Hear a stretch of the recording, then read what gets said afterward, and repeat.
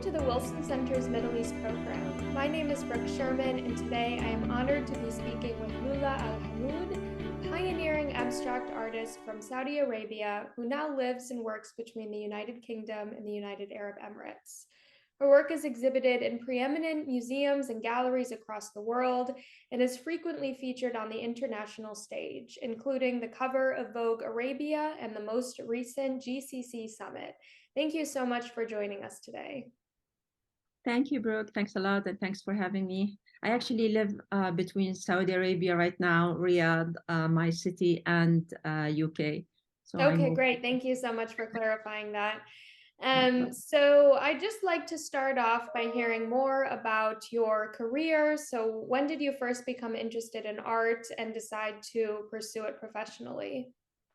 Actually, I've been always interested in art.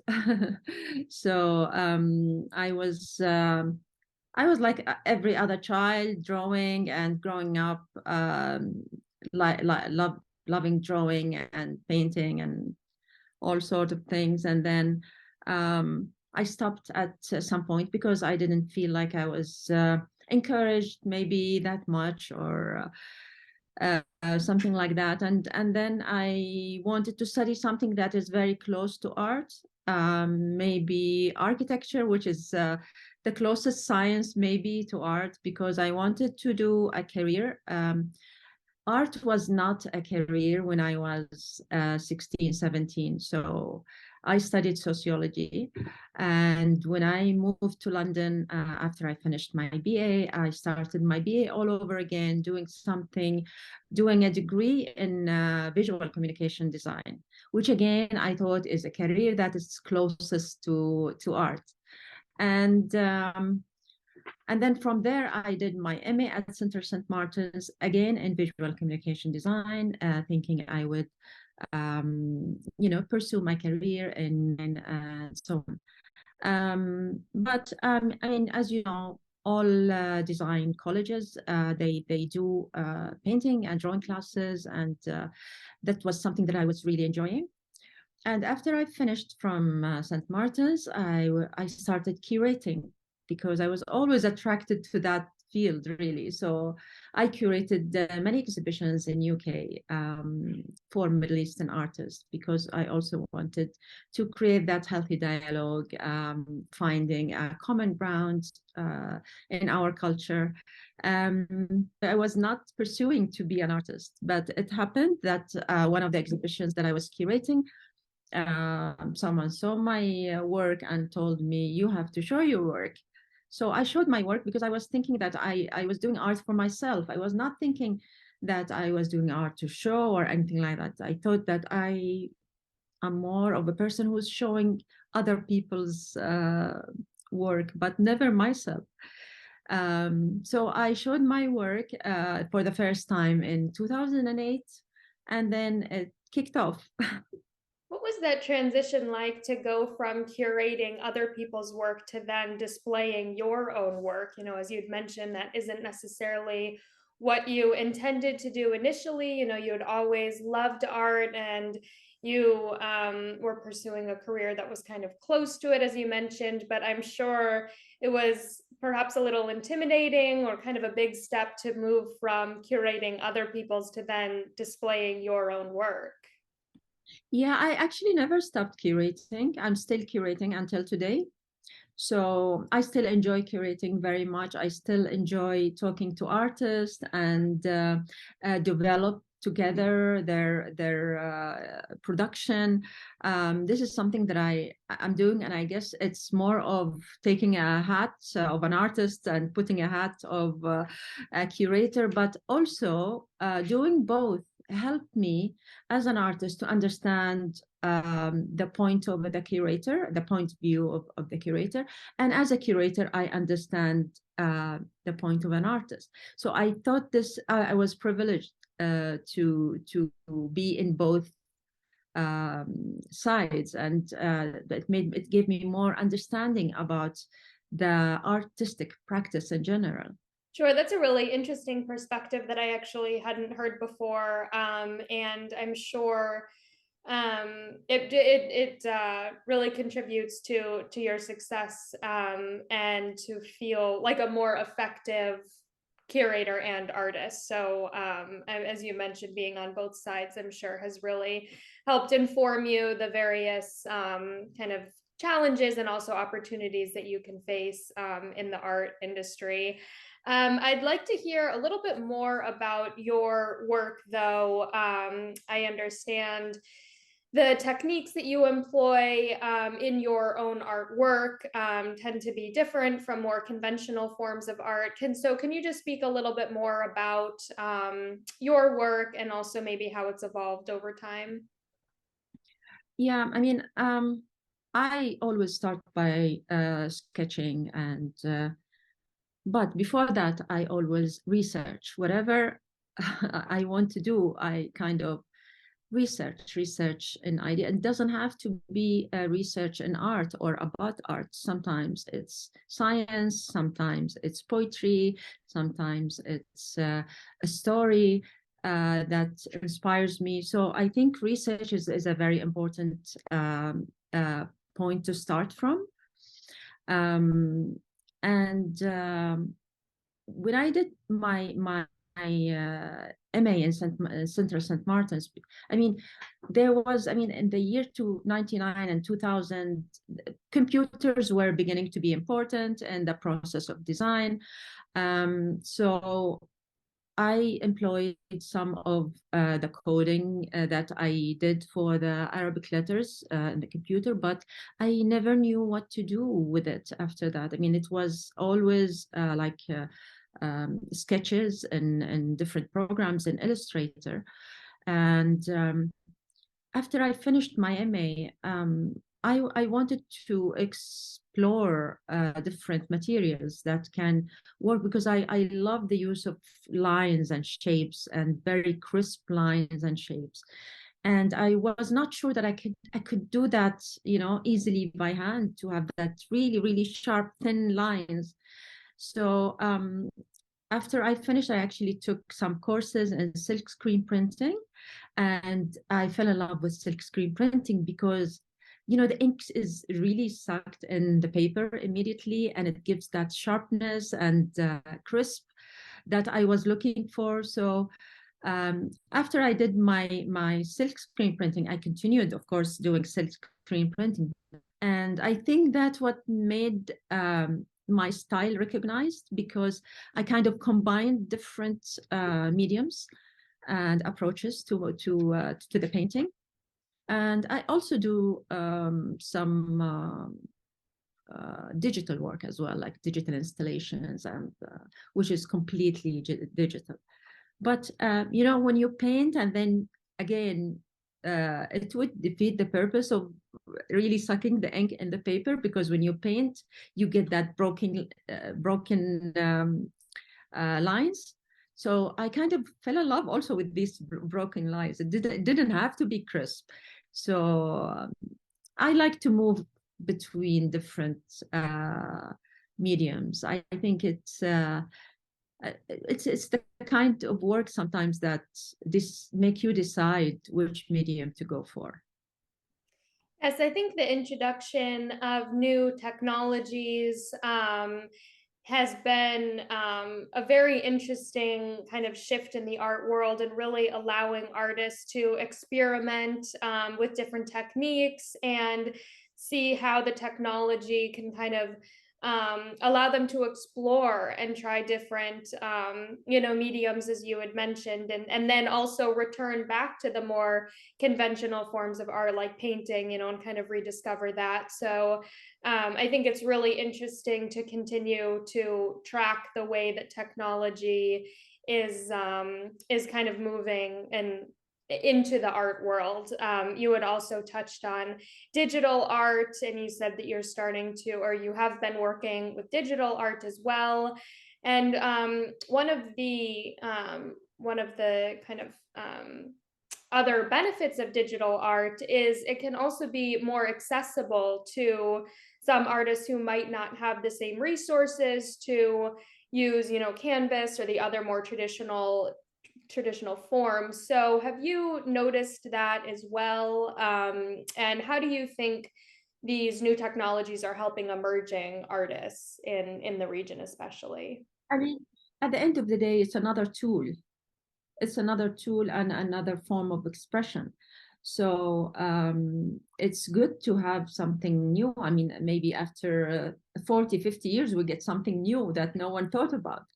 So I agree with you that it gives access to younger artists to experiment also with digital art and learn more and to widen their abilities. I guess it's nice to, especially for young artists, to try so many different things and then to be set on something that they feel comfortable with. But it's always nice to experiment with so many different mediums. I would encourage that too. Yes, you had mentioned that in your role as a curator, you really try to work with the artists and understand what their perspective is as well. And I just do want to touch on that a little bit more. You know, you had mentioned that the young artists are interested in exploring different techniques and tools.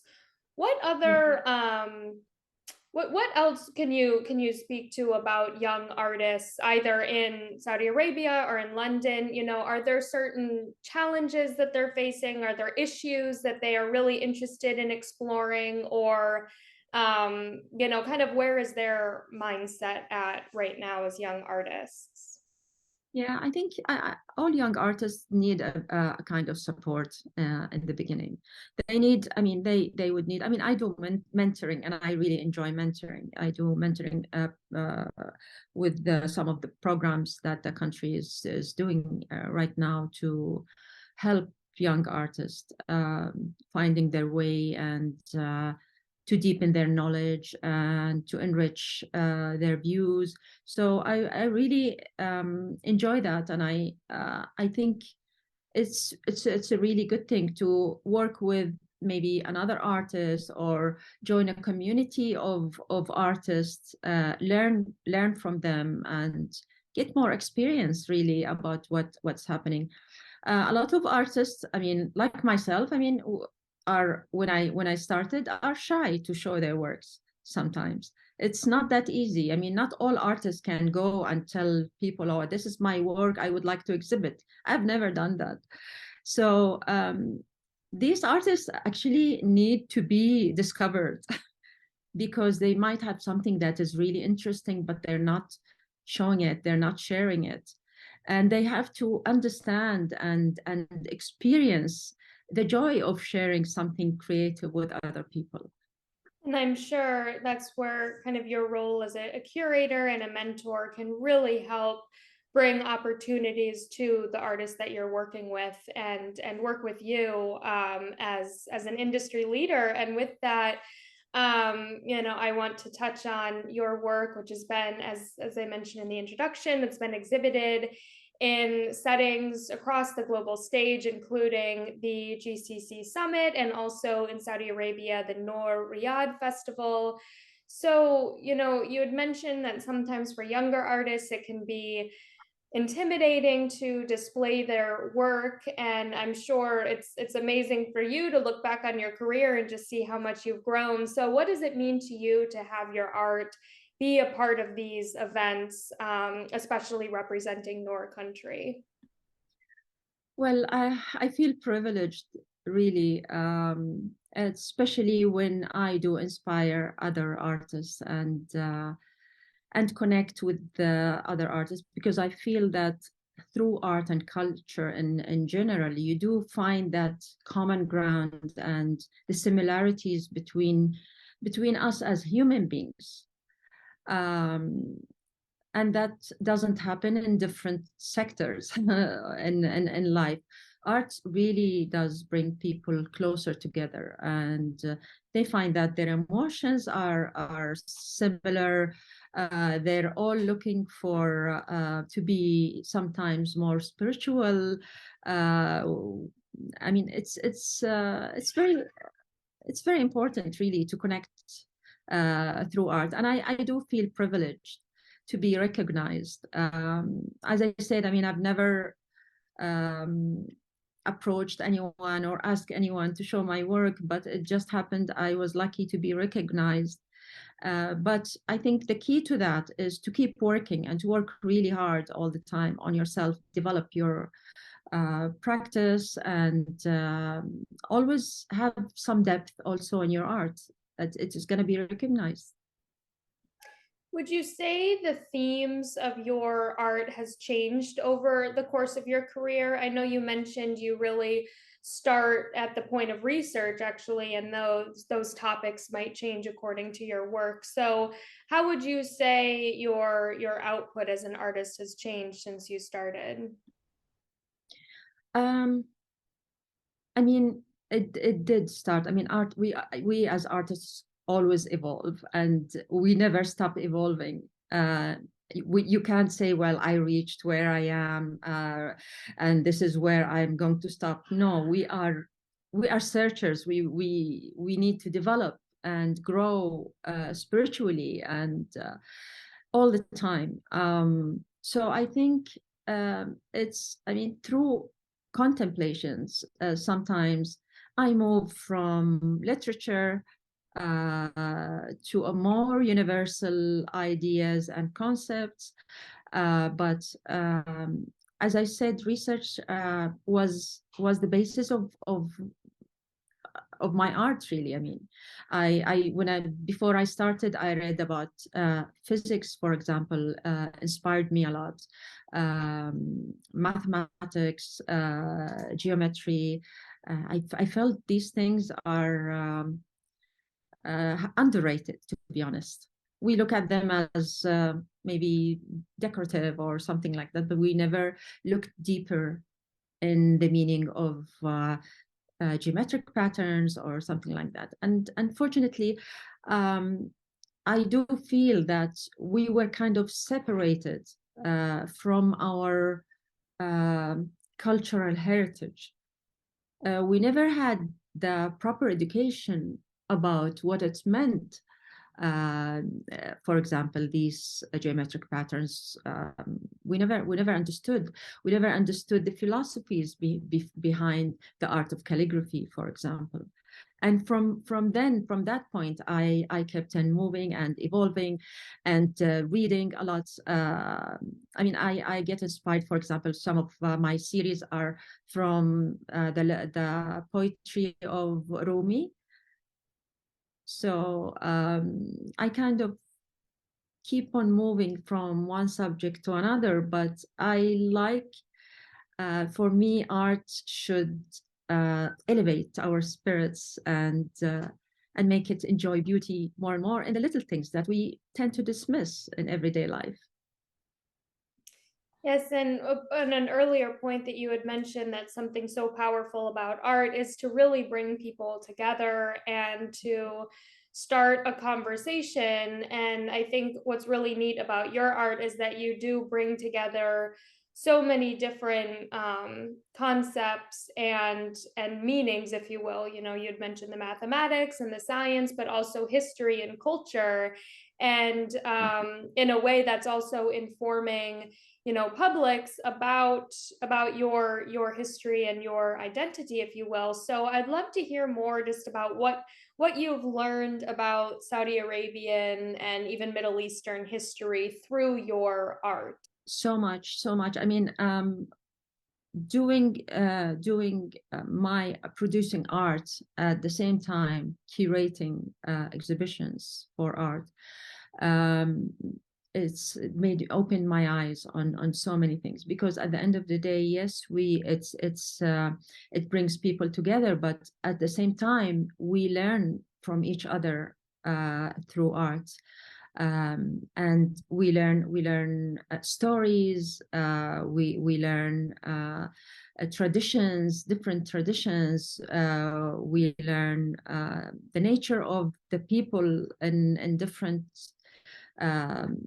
countries around the world.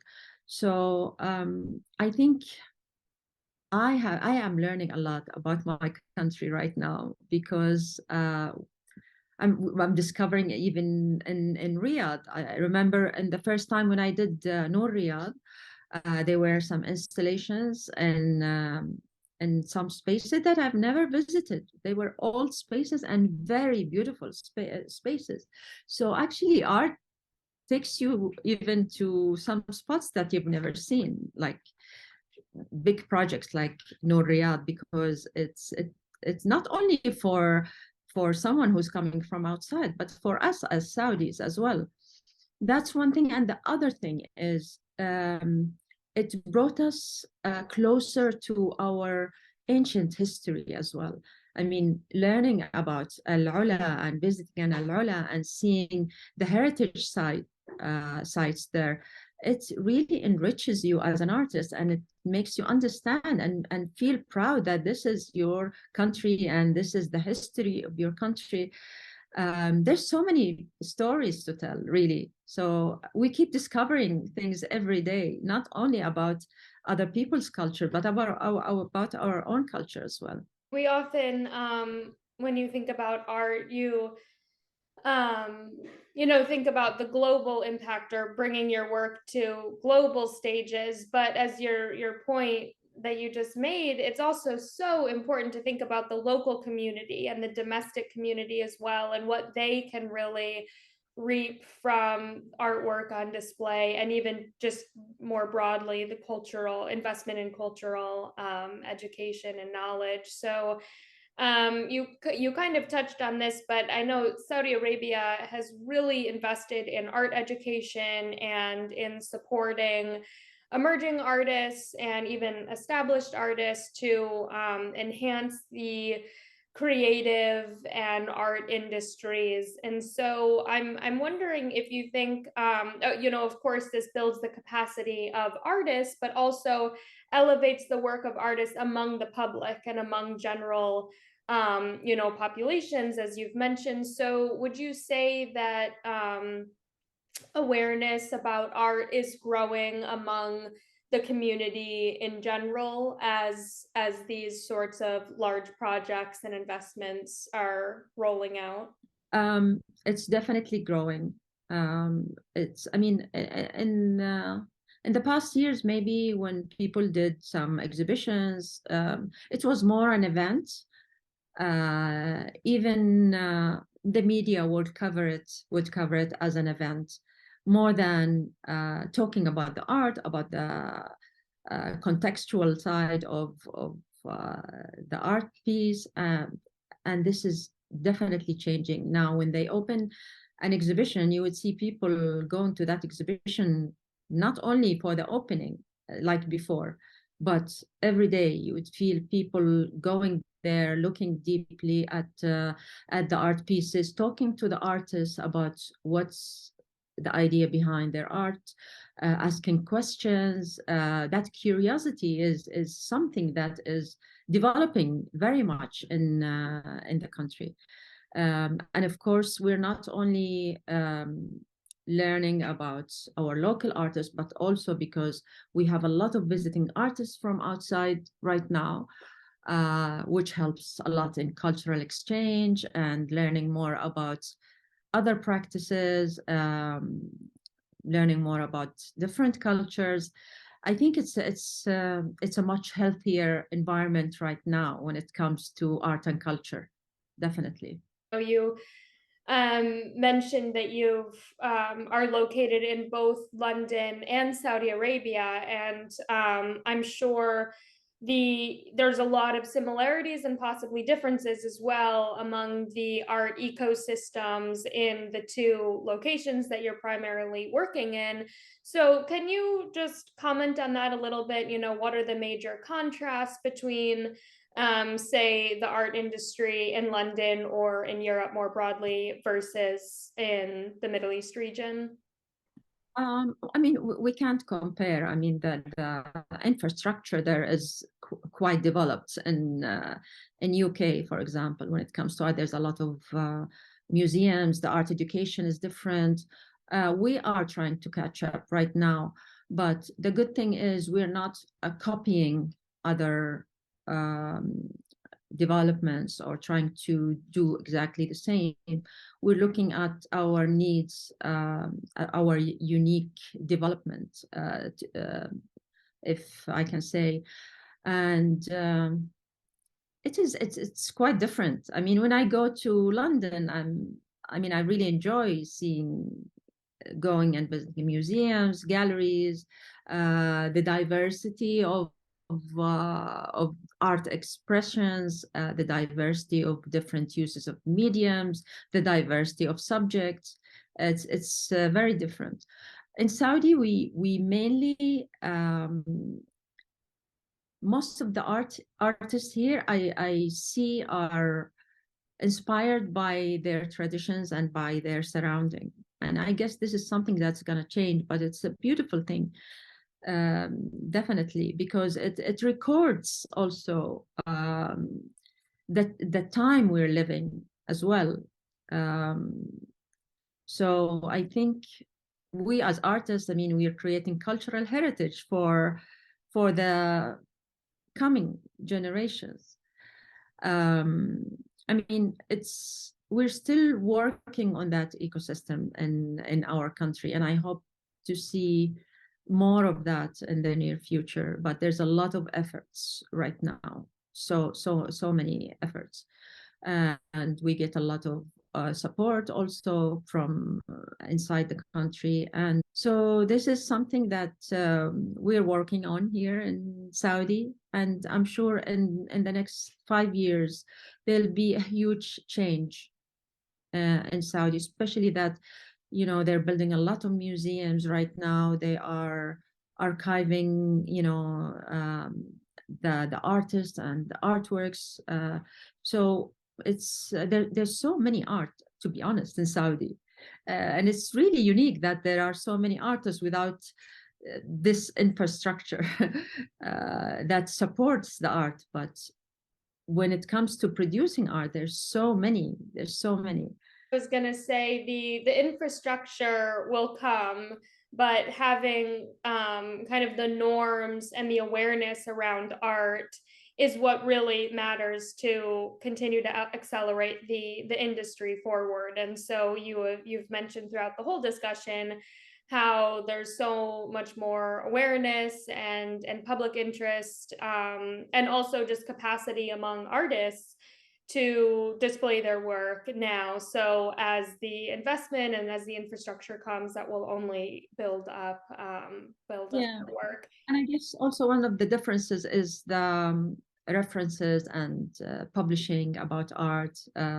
This is something that we're just starting to do. We had, very few. And I suffered when when I was a student looking for resources for research, and it was very difficult, and I had to do interviews with a lot of artists and scholars because I could not find enough resources.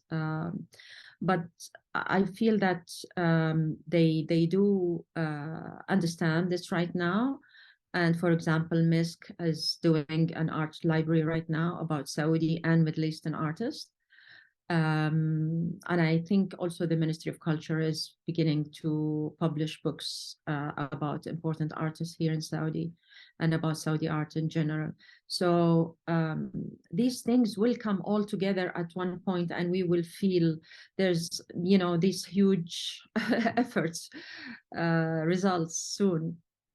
And that gets to one of your earlier points about the importance of documentation, and, not only art as a form of documentation, but also archiving the work of artists and spreading knowledge and information about what they are doing to then kind of inform emerging artists. So that's a very important point that I hadn't quite considered before. Well, thank you so much for speaking with us today. It was a real pleasure to hear more about your career and your work in the art industry and everything that you're doing to raise awareness and the profiles of art in Saudi Arabia. So thank you so much for your time. Thanks a lot. Thank you. It was my pleasure. Thanks a lot.